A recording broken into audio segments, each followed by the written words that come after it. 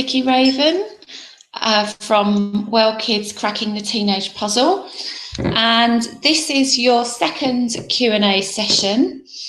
I have made the chat box private, so you'll see that on the right hand side of your screen. So if you would like to ask a question, that will just come straight to me, so it's completely private. If you don't want your name to be mentioned, then just type that in the box as well, and then I'll read out your question. It can be anonymous anyway. I can read out your question, and then I can answer your questions. I do have some questions already that people have emailed me, so I'm going to go through those first of all. And of course, if you're not here live on the call, you will receive the recording, so you can always have a listen back to that. So, okay, so the first question I'm going to answer is to do with how do you speak to your teenager without constantly nagging them?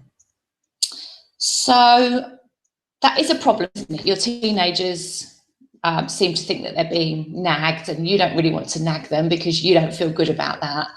So what I would say really here is to just be going through the 5 simple steps. So once you've got used to using that process, your teenager will be used to using that process as well. And it won't be, nagging really is about you, whoever's doing the nagging, and it's not necessarily to a teenager. It's about you telling and just putting your own opinion across.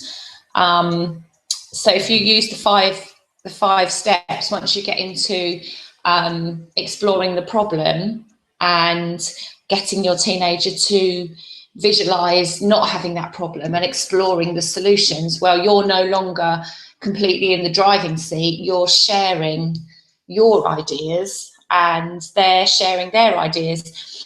And also remember to ask, say to them, is it okay if I give you a few solutions? Actually, somebody asked me this question again on Monday. And I did say to them, you might want to get your point of view across. And of course, that is important as a parent. But just by saying, I can see that that's a real problem for you, or I'm hearing that, you're really upset about that. Is it okay if I tell you what I think? And then you can still say the same thing essentially, but just by asking for permission to share your thoughts, you are going to get a much better response. So that's how not to nag, really. It's about bearing in mind all the time that a conversation is a two-way process. And if you don't like that feeling of nagging, and I'm guessing the person that asked this question doesn't like the feeling of nagging, then that's the way to get around it. So that's the first question.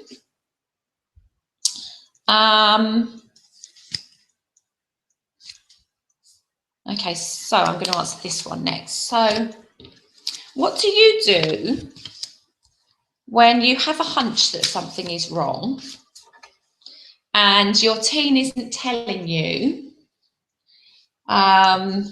This question went a little bit further to say, if I know there's something wrong, I don't want to keep asking because I feel that it's right to wait until my teenager tells me that there's a problem. But what do I do if they just don't tell me and I have this big hunch that something's wrong? I can't work miracles. This lady actually said to me she's not psychic, and yes, that's true. But having a hunch is great. And, if you do have a hunch that something's wrong, well done, I would say, for using your intuition and, feeling that something is wrong rather than having to be told. So the answer to this really is just to hold the space. And I think sometimes teens and pre-teens, there is something that's bothering them, and sometimes they think it's not worth mentioning, or perhaps they're a bit embarrassed because they think it's perhaps not a big deal, or it's something that is a big deal that they don't want you to be bothered about or for you to go into one about. Or they might not know quite what's bothering them.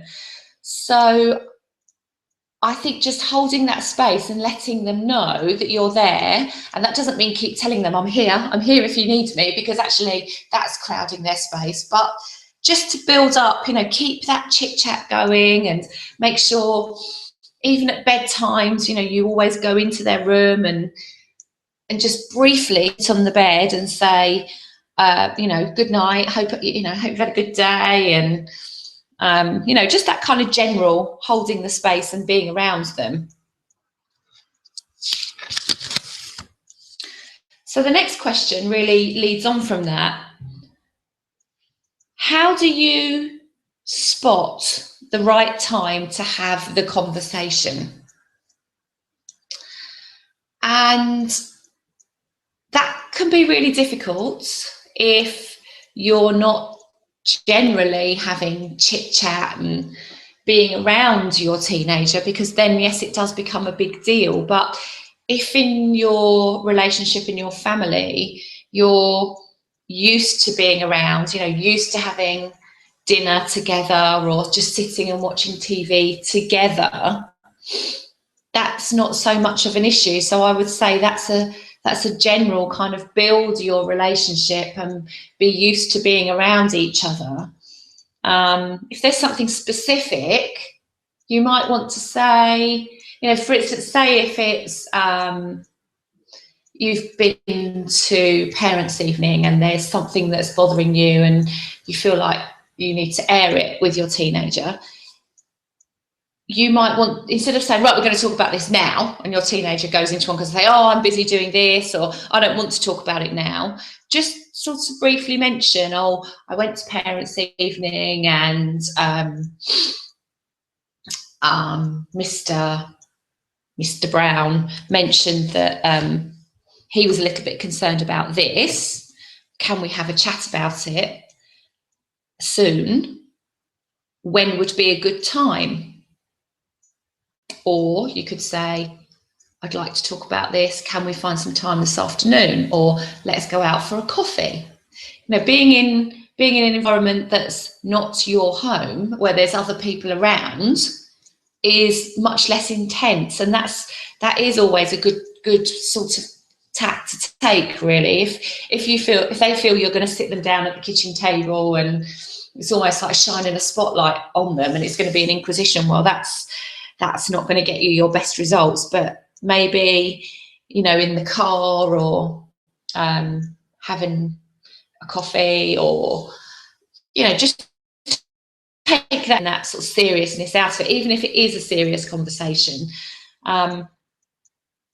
Spotting the right time to have the conversation, that again is down to listening with your intuition. And that's true for everybody, really, not just teens. It's timing, and just trust that don't leap in all guns blazing, but just really get in tune with how are they feeling, and actually how are you feeling on that particular day. Do you feel like having that conversation at that time? Okay. Just having a look through all the other questions.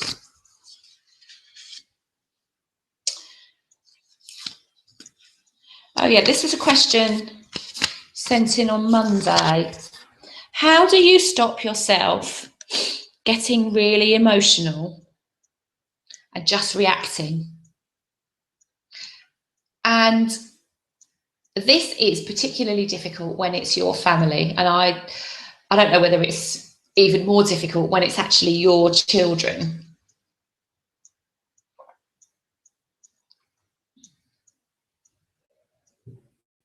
So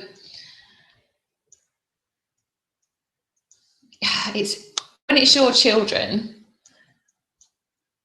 you get very caught up in what you want for them.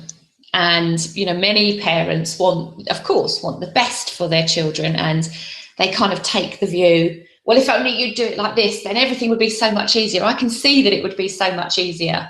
But it still comes down to they are, if you like, the masters of their destiny, and you're there, yes, to guide and support them, but you can't do it for them.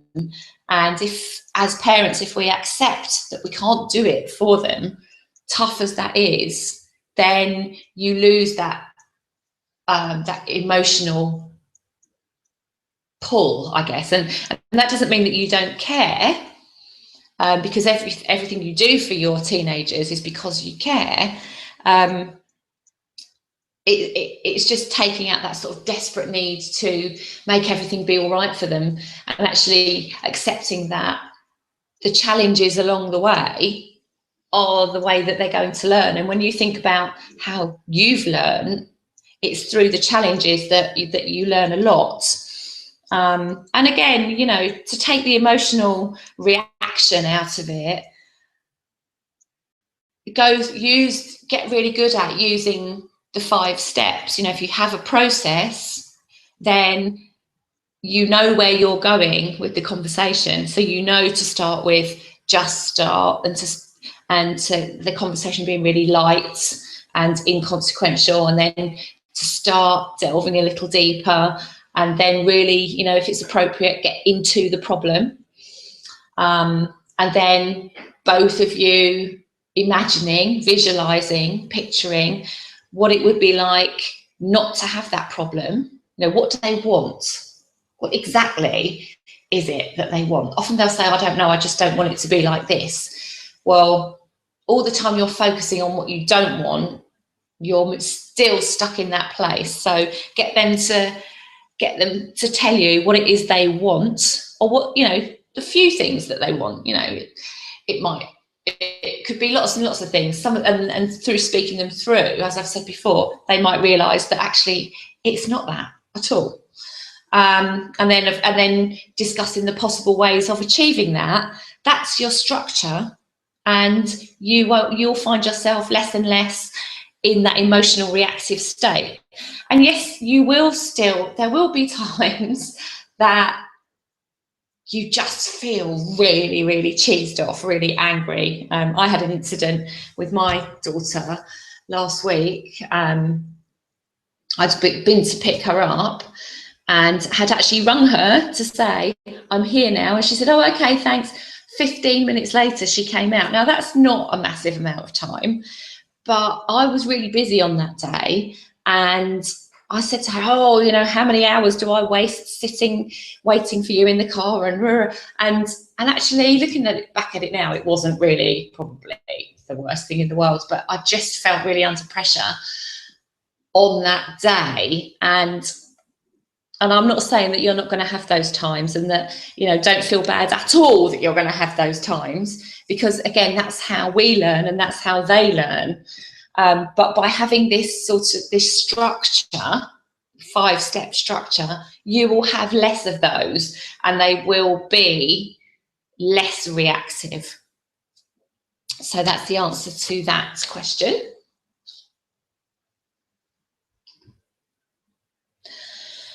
Okay, so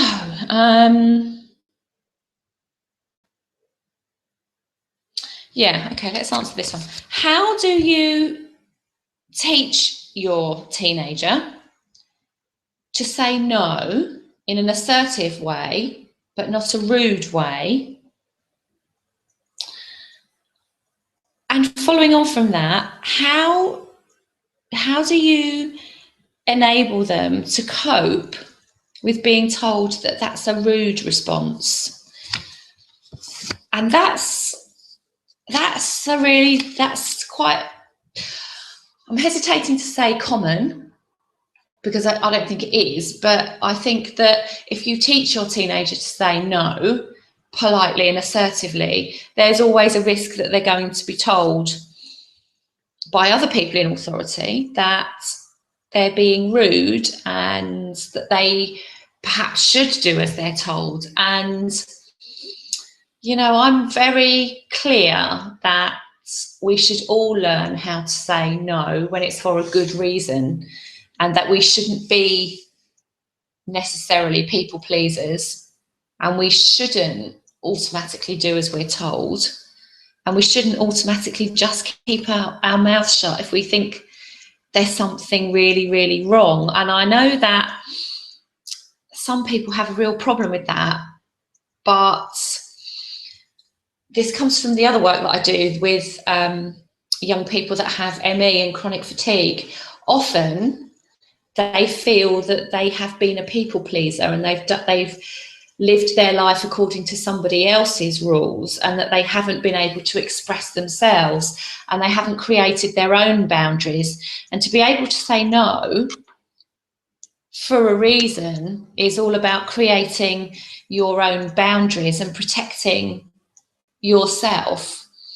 So I think, yes, absolutely, if your teenager says, no, I don't want to do that, or no, I'm not able to do that, then if they're able to explain why, I personally think that's a great way to go. And I think everybody should be able to do that. And if you go on any assertiveness training courses, that will be one of the first things that they teach you to do. And I think you just have to, and the teens have to just accept that sometimes people aren't going to like it. And even as an adult, when you say, thank you for asking me, but I'm going to say no today. It's not right for me to agree to that. I can't commit to it. Some people are shocked.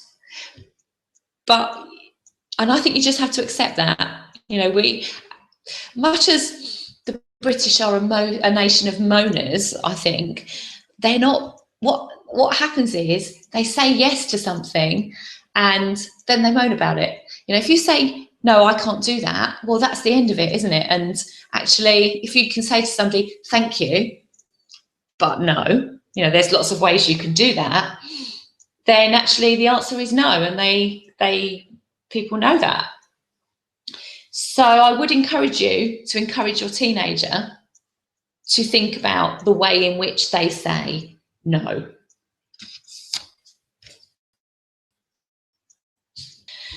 So the next question. So someone has asked me, I'm just going to have a look at the live chat box. Okay, good. Someone's asked me, well, it's okay having this 5-step system, but what do you do if you're at the point with your teenager when you're not speaking at all? You just can't speak to each other. And I know there are people out there that are in this situation, and it's horrible. It is horrible for you. And actually, it is horrible for your teenager as well. Much as they give you the brush off and they give you the, oh, you know, you're just old and fogey and you don't understand. Actually, they do need you. Always know that. They do need you. So what I would do in that case is, I'm sort of hesitating because I was going to say don't speak to them at all. Maybe not speaking to them face to face is the way to go to start with. Maybe just, if they're living in your house, I'm assuming that they're still living in the house with you, leave them a little post-it note with something on it. Thank you for doing so-and-so, or would you like to have a coffee with me? Or, you know, to start with actually the thank you for, I've noticed that you've done this, thank you. And then asking them to help you out. Now, you know, could you help me by loading the dishwasher? Or could you help me by tidying up a pile of paper that is yours? Little things, and then make sure you thank them for it, or send them a little text if they allow you to do that. So that's sort of a way to break down those barriers. Just just to start communication, but not in verbal form. Just leave those little notes lying around, and don't expect that it's going to work miracles overnight. So keeping on with the praise, thank you for this, a little thing, you know, or even thank you, I can see that you've tried hard with that, well done. Eventually, you know, we all like to be praised, we all like to be acknowledged. I've talked a lot about acknowledgement. They'll start to feel better about your relationship. So try that. I'm also going to make some really short little videos that I'll put up on my YouTube channel, so you'll be able to find those about what the communication style is, perhaps for your teenager. There's 5 basic ways that all of us respond to acknowledgement, love, acceptance. And there I'll be recommending some books based on that. But it'll give you some ideas. So have a look at those. I'm going to start making them next week.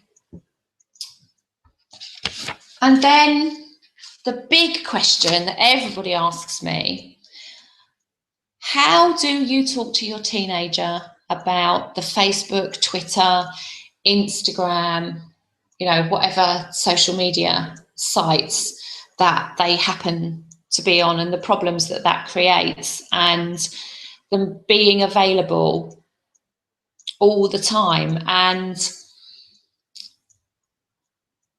I've talked a lot through the course about the 3 keys: that love and accept them, listen to them, understand them. I think this is the real big one for us that actually we don't know about. I mean, yeah, I have Facebook and Twitter open on my phone all the time. And when my phone is on, I do occasionally look at it through the day. But I do turn my phone off by about 9 o'clock, sometimes even earlier than that. And actually, my family really moan because I don't remember to pick my phone up, and I don't take it out with me sometimes. So it's not even there. But I don't ever have my phone in the bedroom. And of course, teenagers do, don't they? So they get bombarded with all of this. And I do think it is our responsibility as parents to try to encourage them not to have their phone open all the time. I mean, of course, when they're at school, they probably shouldn't have their phone on, but I guess lots of them at break time and lunchtime and before and after school, they're being bombarded. Try to talk to your teenager about not having that open all the time, and how it's really important for them to have a break from it, just to be with themselves. And I might actually open a discussion about that on my Facebook group, because I think that's a real challenge for us as parents, that, you know, they don't want to miss out on things and they need to know what's going on, otherwise they're going to be the one that's left out. So how do we manage that for them? We've got a 10-year-old that wants to have a phone. That's a worry, even though, you know, you're officially not allowed to have a Facebook account until you're 13. Well, you know, what's to stop them, really? So that's all the questions that I've had in at the moment. So I'm just going to I'll leave this line open for the next half an hour, and I'll just keep checking